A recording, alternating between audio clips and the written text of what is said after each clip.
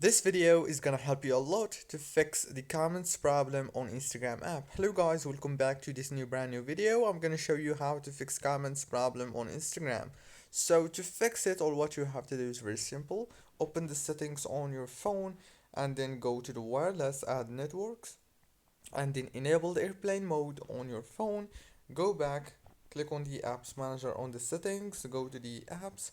Now search for Instagram between all the apps that you have on your phone. Click on it like this and then click on this option here in the top. It's called force stop. This is very important step. Click on force stop and then go down to the permissions. Make sure that all the permissions are enabled and then go to the data usage. Do the same thing. All these should be enabled.